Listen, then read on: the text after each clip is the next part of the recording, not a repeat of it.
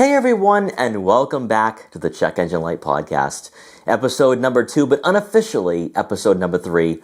The first one, a Check Engine Light, wasn't on. That is not fitting here on this channel. If you own a Volkswagen or Audi like I do, the Check Engine Light is a part of life. The chime, everything. It's part of the ownership experience. You don't buy a $50,000 for the driving experience. You buy it for the warning lights and all the software issues that are to come with new vehicles. Just kidding on that one. But guys, I want to thank you for your support. I want to thank you for your feedback over the last 2 episodes we have done here, going over the news, going over the topics, and what is happening in the automotive industry.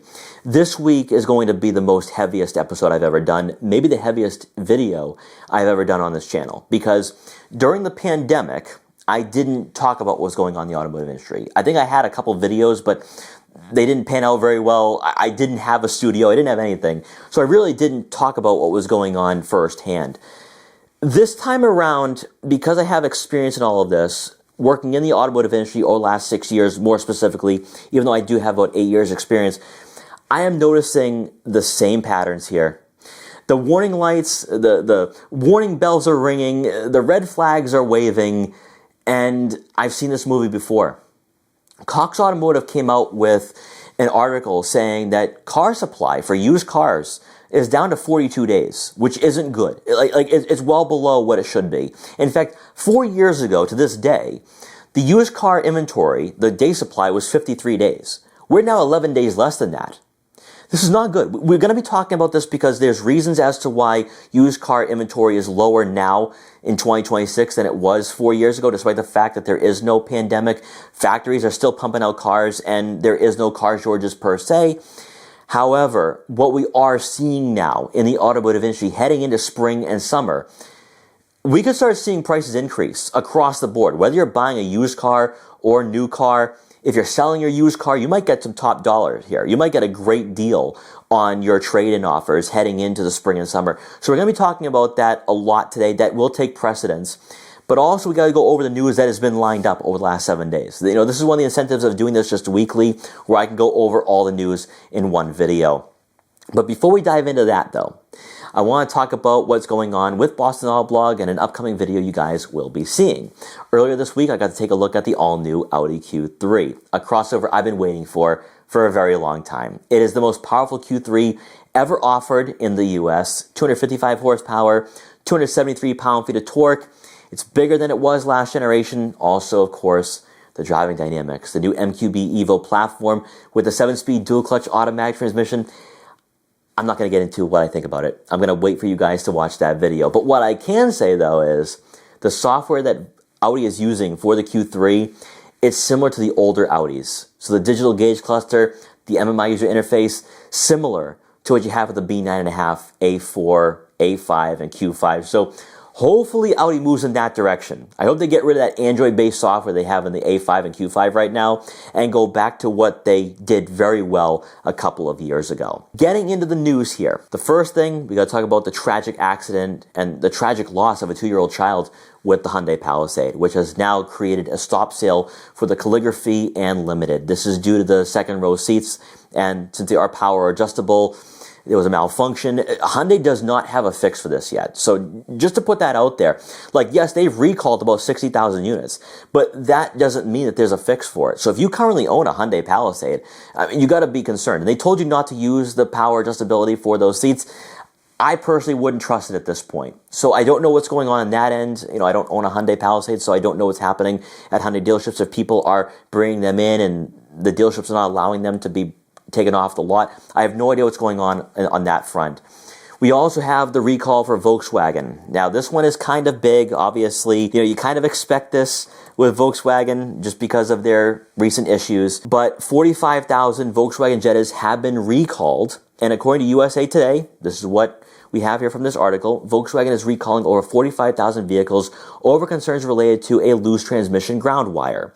The March 11 recall posted by the National Highway Traffic Safety Administration says the defect could increase the risk of a fire. The transmission ground wire may not have been properly connected during assembly, causing an open electrical circuit. And it does encompass the 2025 and 2026 Jetta models. So no injuries or crashes have been reported, but it is out there now, and you guys should be getting notified from your local dealerships very soon. Next is the class action lawsuit for General Motors. This includes vehicles such as the Chevrolet Trax, Trailblazer, and even Buick models that use the 3-cylinder engine. Now, this class action lawsuit started by Samantha Cook and Donna Cook that's filed against General Motors LLC claims that these vehicles can catch fire. According to topclassactions.com, they have in their article, a new class action lawsuit alleges General Motors sold Buick and Chevrolet vehicles with defective engines that can suddenly and catastrophically fail and catch fire while driving. Plaintiffs Samantha Cook and Donna Cook claim the engines found in certain 2024 and newer Buick Encore and Vista, Chevrolet Trailblazer, and Trax models contain a defect that can cause them to suddenly lose power, leak fluids, and catch fire. The abrupt loss of motor power and the potential for engine compartment fires place drivers, passengers, and surrounding motorists at imminent risk of collision and serious injury, the GM class action says. I will say this, that with the Chevrolet Trax, it kind of saddens me because it's one of the best vehicles you can buy under $30,000. Maybe not so much now with these class action lawsuits and recalls. Then we have bigger news here, which I think really shocked the automotive industry more than what we had with Porsche last week, and that is Honda cutting their EVs. Like, they're done. They're going to be focusing on hybrids from here on out. They're getting rid of the Honda Prologue, their only EV they currently sell, that they share platforms with General Motors. They're not going to sell the Acura RSX, which I think was doomed to fail from the beginning. Then their future EV products, those are cut as well, that were probably going to be slated for the next few years. And this is just the beginning. You know, we're seeing Porsche change direction. Volvo is now getting rid of the EX30 as well. And this comes at a time when buyers are probably looking for affordable EVs. Now, on the used car side, which is why I really want to dive into the EV market in a separate video, because on the EV side, you can buy like a Tesla Model 3, a Tesla Model Y, a Chevrolet Equinox EV for like $20,000 to $25,000 right now. Like one car owners, low mileage. There just isn't a demand for it. You know, even at $20,000 to $25,000, we're not seeing buyers move in that direction and flock to that segment. Even though we are seeing a slight increase in EV pricing on the wholesale side, it's not translating to the consumer side or the retail side. So it will be something to keep in mind and keep an eye on over the next few weeks and months, especially with what's happening over the Middle East, because we could see a shift in consumer sentiment. But if we don't see that over the next few weeks, I think at that point we can say the EV market is done. You know, like the legacy manufacturers can't compete in China. We're seeing that with Porsche. We're seeing that with even American brands and Japanese brands. If they can't sell in America, it's over. It's done. It's just completely done. And I know some people are going to comment from Europe and say, well, you know, America isn't everything. But with our GDP and also our consumer market, you know, we make up most of sales for many manufacturers. If they can't sell in the U.S., it's over. And that's something that we got to watch and keep an eye on very carefully. But I will be curious to see if people do go in the EV market now with what's happening with energy costs. Now, all of you have probably seen all that news before earlier this week. One thing that popped up 48 hours ago that a lot of consumers are not going to be focusing on, Car and Driver, all these media publications not going to be talking about, is from Cox Automotive. Now, Cox Automotive focuses primarily on the industry itself in terms of wholesale prices, used and new car prices, used and new car inventories and day supplies. And I have not had to worry about them for about 2 years now. Now, from 2020 to 2024, I would be glued to this website. I'd be looking at how things are shaping up. Is inventory improving? Because during the car shortages of 2022 to about 2024, there were times where I could not film a vehicle. I could not get my hands on a vehicle, and that created a lot of issues being a car reviewer. Heading into the spring and summer of 2026, I'm kind of feeling the exact same way here, and it's all really due in part to this article, where I'm just going to focus primarily on a few paragraphs. I'm not going to dive into everything because, believe it or not, even though I have had comments saying, who's buying a vehicle in this economy? Sales are up. Sales are up in February. In fact, it was a nice bounce back compared to January, and demand is high once again. So the market isn't down. The market isn't bleak. But if you're someone who does have a strict budget, this is not going to be a great time to buy over the next few weeks and months, and just keep all of this in mind. So from this article, The Cox Automotive day supply is based on the estimated daily retail sales rate for the most recent month. With sales increasing and volume declining, day supply of used vehicles dropped to 42 in February, down 2 days year over year and down 7 days from the revised January measure. So we're seeing a precipitous decline in supply here. Supply remains relatively constrained compared to recent years and is down 11 days compared to February of 2022. To put this into perspective, I remember February 2022 very well. I remember going to a Lexus dealership trying to get my hands on a Lexus IS. And this large Lexus dealership in Massachusetts has this huge overflow lot. And that overflow lot was empty. They barely was able to fill just one line of cars. That was the beginning of the height of the used car shortages, the new car shortages as well.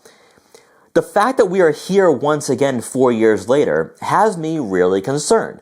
Now, before we continue on with this article, why is the used car day supply so low? Well, from 2020 to 2024, 15 to 20 million cars weren't produced due to chip shortages, part shortages, and factory shutdowns.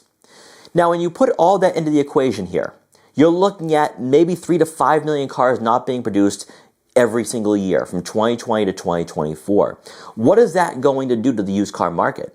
There's going to be a lack of supply. There's going to be a lack of vehicles available.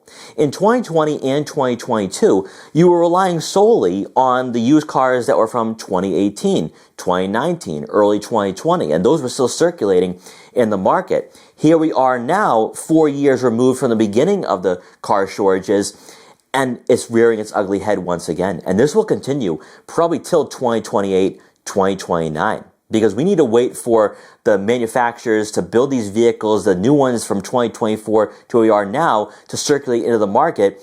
And it's not a given that most buyers are going to be selling their cars over the next 2 years. It's not a given that most of these buyers lease their vehicles either. They might hold on. So we could be seeing some low inventory numbers for a long time heading into next decade. That's the main concern here. We're never going to see used car prices come down. Like all these videos that you see on the internet, on YouTube, talking about a car market collapse, the numbers just aren't there. Like what has transpired over the last 6 years is not going to allow these vehicles to depreciate in value like we saw the 6 years prior to that, from 2014 to 2020. So this is all things you need to keep in mind here. But it gets even more dire because when you take a look at what is in high demand, this has me concerned about the new car side as well. The average used vehicle listing price in the month of February was $25,287, up less than 1% compared to the levels observed a year earlier, and lower by 1.1% compared to January. So not a lot of budging on the used car prices. Now, the reason why the prices were a bit lower in February is because of the softening for SUVs. Believe it or not, SUVs are driving the market a bit down because they make up nearly half of all used cars being sold month over month. Now, it goes even further to say that price-conscious buyers have limited options for affordable used vehicles, where vehicles priced below $15,000 have a day supply of 31 days. So 11 less days supply for vehicles under $15,000. Not surprised by that because it's very difficult to find a used vehicle under 15 grand, which is 9 days below the overall industry average. So very similar to what we're seeing now. The top 5 sellers of the month had an average price of $23,578, nearly 7% below the average listing price for all used vehicles sold. Once again, Ford, Chevrolet, Toyota, Honda, and Nissan were the top selling brands, accounting for nearly 50% of all used vehicles sold. So as we transition to the new car side of things, Cox Automotive has their daily output of news, and they summed up things very perfectly in 2 short sentences here. The supply of new and used vehicles has been declining in March, reflecting tighter inventory levels. New vehicle supply has fallen below 2024 levels. To put that into perspective, 2024 is when we had some great incentives. You had dealer incentives, manufacturer incentives, cars were sitting on the lot. You were not paying over MSRP in 2024 unless it was for a vehicle that was in really high demand. But in 24, things felt normal again. It felt like it was pre-2020.